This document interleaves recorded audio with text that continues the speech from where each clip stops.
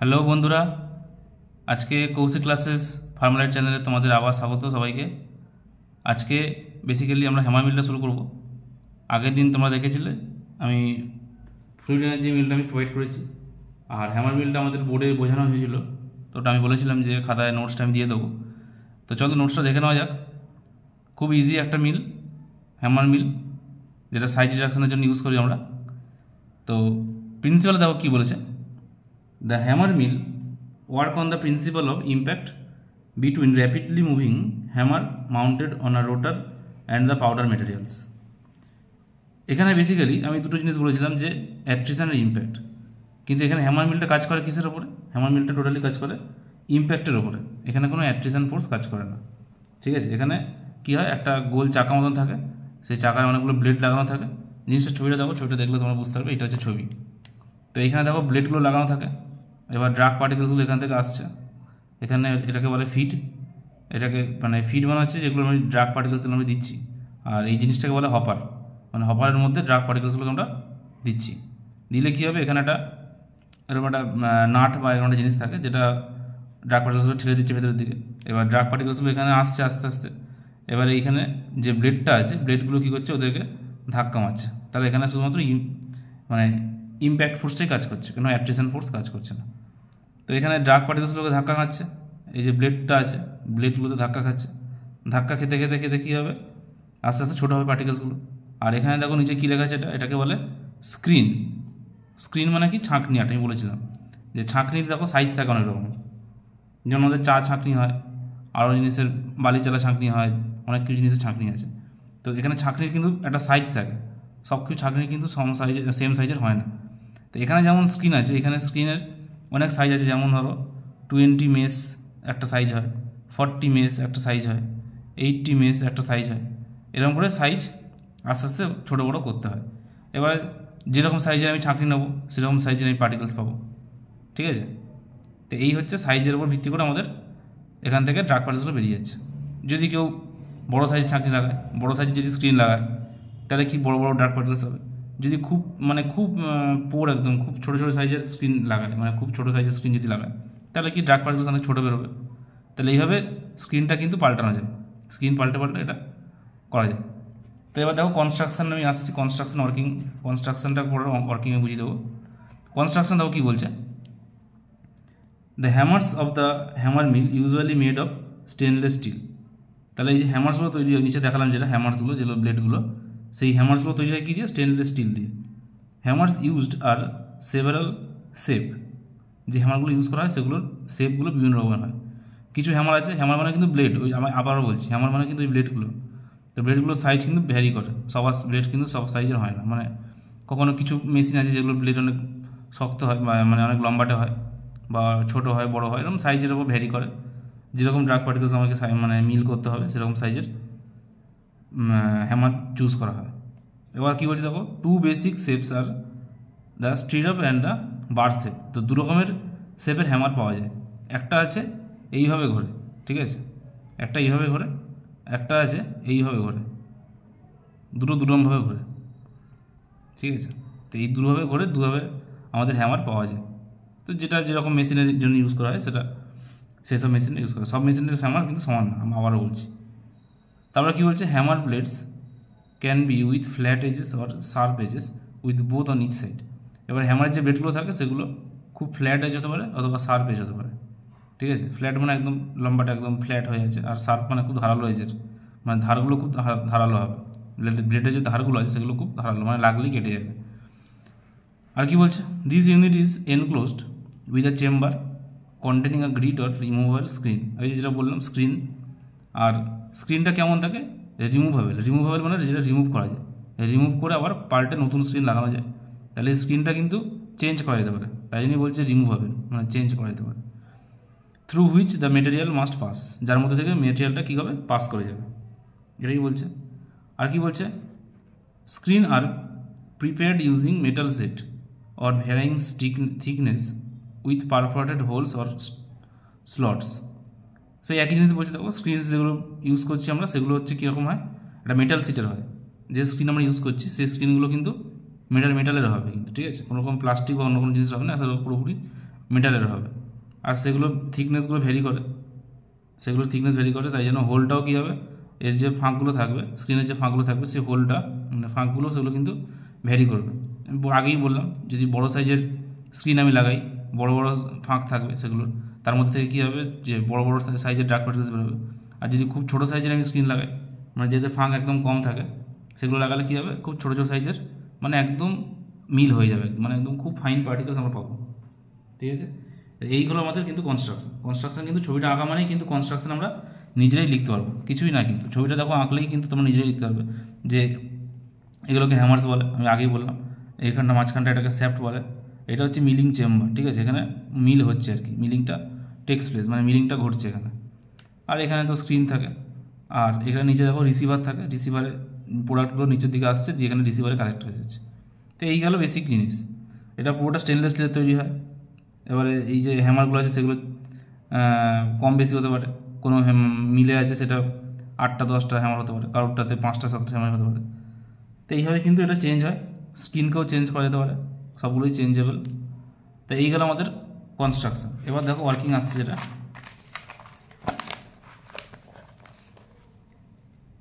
দেখো ওয়ার্কিংয়ে কী বলছে, the hammers are allowed for a continuous motion 8000 to 15000 rpm। তাহলে হ্যামার্সগুলো যেগুলো আছে সেগুলোকে 8000 থেকে 15000 আরপিএমে, আরপিএম মানে হচ্ছে রেভলিউশন পার মিনিট, মানে 1 মিনিটে 8000 থেকে 15000 বার হ্যামারগুলো কিন্তু পাক খায়, মানে ঘোরে আর কি 1 মিনিটে। এটাও কিন্তু চেঞ্জ করা যেতে পারে, কিন্তু হ্যামারগুলো কিন্তু ঘুরবে, মানে থেমে থাকবে না, ওই জন্য বলছে কন্টিনিউয়াস মোশন। ঠিক আছে, কন্টিনিউ কিন্তু ঘুরবে। তারপর কী বলছে, the feed material is placed into the hopper.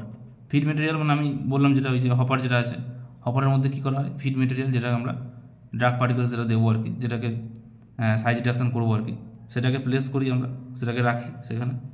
তারপরে হুইচ ফ্লোজ ভার্টিক্যালি ডাউনওয়ার্ড, এবার ওখানে রাখলে কী হবে, সেটা নিচের দিকে যাবে, নিচের দিকে গিয়ে and then horizontally while hammers are continuous motion. আমি আগেই বললাম, দেখো জিনিসটা ছবিটা দেখলে ভালো বুঝতে হবে আরও। তো এখানে দেখো ফিড মেটেরিয়াল মানে ডার্ক পার্টিকেলসগুলো এখানে দিচ্ছি আমরা, তাহলে ভার্টিক্যালি নিচের দিকে আসছে, এটা আস্তে আস্তে এখানে আমরা দিলাম যখন, তখন নিচের দিকে আসবে, নিচের দিকে আসার পরে আবার কী হবে, হরাইজন্টালি যাবে। প্রথমে ভার্টিক্যালি আসলো, তাহলে আবার কী হবে, হরাইজন্টালি যাবে। ঠিক আছে, তাহলে প্রথমে ভার্টিক্যালি তারপর হরাইজন্টালি এলো, দিয়ে এখানে চেম্বারে এখানে ধাক্কা খেয়ে ছোটো হবে, ওটাই ওখানে লেখা আছে।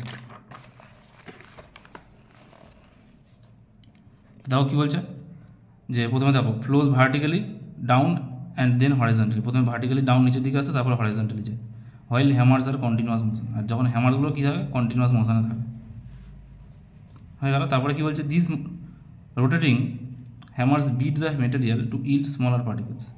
এবার এই যে হ্যামারগুলো আছে সেগুলো বিট করে, কাকে বিট করে, ডার্ক পার্টিকেলসকে বিট করছে। এবার কী হচ্ছে, বিট করে করে স্মলার পার্টিকেলস মানে খুব ছোটো ছোটো পার্টিকেলসে পরিণত হচ্ছে।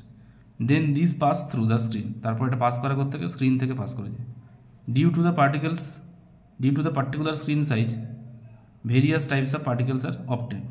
আগেই বললাম যে পার্টিকেলস মানে স্ক্রিনের ওপর বেস করে, স্ক্রিনের যে সাইজ আছে সেই স্ক্রিনের সাইজের ওপর বেস করে পার্টিকেল সাইজের কিন্তু ভেরি করে। মানে স্ক্রিন সাইজ যদি বড় হয়, ধরো বেশি বড় সাইজের ছাঁকনি দিয়ে রাখা, তাহলে কী হবে, বড় বড় সাইজের ডার্ক পার্টিকেলস পাচ্ছ, তাহলে সাইজটা বড় হচ্ছে। আবার ছোটো সাইজের ডার্ক পার্টিকেলস পাওয়ার জন্য কী হবে, স্ক্রিনটা খুব ছোটো, মানে স্ক্রিনের যে ফাঁকগুলো আছে থাকবে সেগুলো খুব ছোটো লাগাতে হবে, তাহলে কী হবে, আমরা ছোটো সাইজ পার্টিকেল পাবো। তাহলে সেগুলো কী করছে, ভেরিয়াস টাইপস অফ পার্টিকেলস পাচ্ছি আমরা। আচ্ছা, এখানে দুটো ছবি আছে, ছবি দুটো কী বলছে দেখো, একটা হচ্ছে লো স্পিড, একটা হাই স্পিড। লো স্পিড হলে কী হবে, ডার্ক পার্টিকেলসগুলো মানে একদম প্রায় সোজাসুজি নিচের দিকে নামবে, তখন হচ্ছে একটু বড়ো সাইজের ডার্ক পার্টিকেলস পাবো। আর খুব হাই স্পিডে যদি মুভ করে তখন আমরা কিন্তু খুব ছোটো ছোটো পার্টিকেলস পাবো। মানে হাই স্পিডে মুভ করা মানে ডার্ক পার্টিকেলসকে বেশি পরিমাণে ধাক্কা মারছে হ্যামার্সগুলো।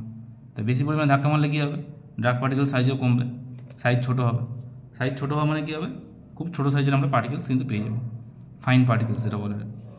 এবার দেখো কী আছে, ইউজেসে কী বলছে, fine to moderate grinding of powders may be obtain depending on the speed of the hammers.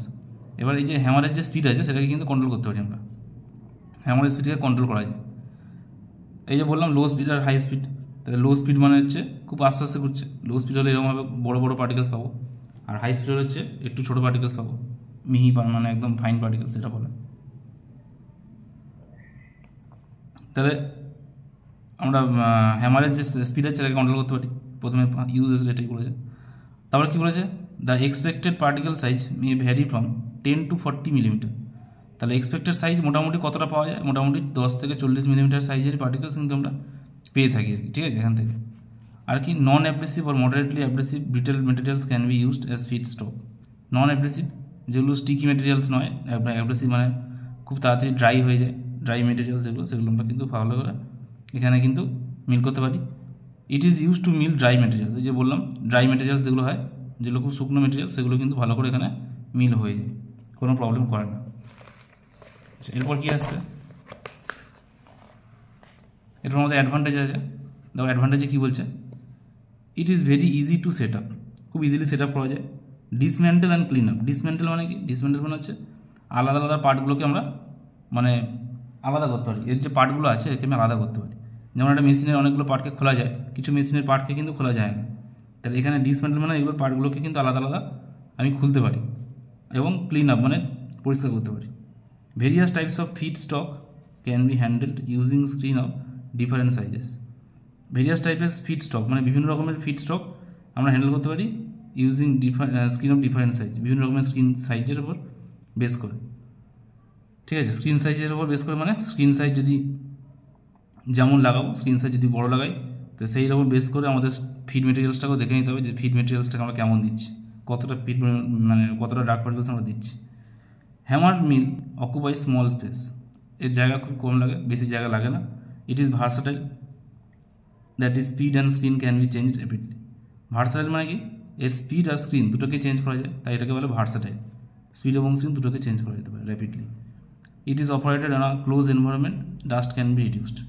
আর এটা একটা ক্লোজড এনভায়রনমেন্ট থাকে, এখানে পুরো বন্ধ একটা পাত্র থাকে, একদম বদ্ধ, এখানে কোনো বাইরে থেকে কন্টামিনেশন হওয়ার কোনো চান্স থাকে না, বাইরে থেকে কোনো ধুলো ধোঁয়া আসার কোনো চান্স নেই। তাই বলেছে কি ডাস্ট ক্যান বি রিডিউসড, কোনো রকমের কোনো ডাস্ট আসার চান্সও কিন্তু এখানে নেই। দেখো আর কী বলছে, আর আছে ডিসঅ্যাডভান্টেজ, কিন্তু কিছু ডিসঅ্যাডভান্টেজও আছে। ডিসঅ্যাডভান্টেজটা কি, দ্য স্ক্রিন মে বি ক্লকড, মানে কি স্ক্রিন যেটা আছে, যে ছাঁকনি যেটা আছে সেটা কিন্তু ক্লকড হয়ে যায়, মানে পাউডার যেতে যেতে যেতে যেতে কী হয়, ডার্ক পার্টিকেল যেতে যেতে সেগুলো আটকে যেতে পারে, স্ক্রিনের যে ফাঁকগুলো আছে সেগুলো আটকে যায় অনেক সময়। স্ক্রিনের ফাঁকগুলো আটকে গেলে কী হবে, যেমন আমাদের ছাঁকনি দিয়ে যখন আমরা আটা বা ময়দা কিছু ছাঁকি, তখন কী হবে আস্তে আস্তে কিন্তু ওই ফাঁকগুলো কিন্তু আটকে যায়, আবার সেটা ঝেড়ে নিতে হয়, দিলে আবার ঠিক হয়ে যায়। তো এখানে হচ্ছে ওরকমই স্ক্রিনগুলো আটকে যেতে পারে, এটা একটা disadvantage. Heat build up during milling is more, therefore product degradation is possible. এখানে হিট বিল্ড আপ মানে প্রচুর পরিমাণে হিট তৈরি হয়। এবার হিট তৈরি হলে কী হবে, যে পার্টিকেলসটা আমরা দিচ্ছি সেটা কী হতে পারে, ডিগ্রেড হতে পারে, নষ্ট হয়ে যেতে পারে, বা গলে যেতে পারে, অনেক কিছু হতে পারে, যেহেতু হিট তৈরি হয়। আগেরটায় বলেছিলাম যে ফ্লুইড এনার্জি মিলে কিন্তু হিট তৈরি হতো না, সেখানে কিন্তু হিট তৈরি হতো না বলে হিট লেভেল যেগুলো সাবস্টেন্স ছিল, যেগুলো অ্যান্টিবায়োটিক, সালফোনামাইডস, সেগুলো কিন্তু আমরা মিল করতে পারছিলাম। তো এখানে কিন্তু আমরা সেগুলো পারবো না, কারণ এখানে হিট তৈরি হচ্ছে প্রচুর পরিমাণে। দেখো আর কী বলছে, wearing of mill and screen is more with abrasive materials. আর কি hammer mills can not be employed to mill sticky fibrous and hard materials.